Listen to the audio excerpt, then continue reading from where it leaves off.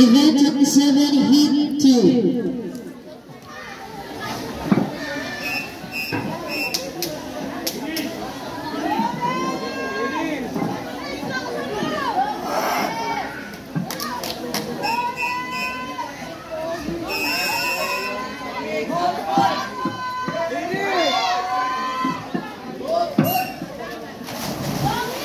On lane 1, we have Leonard Alfred Bite from Rizal National Science High School. On lane 2, we have Rizal from BCC.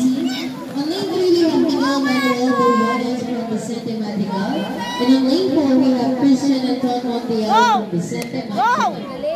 Kuya Anton ba yan? Event 26 is qualification.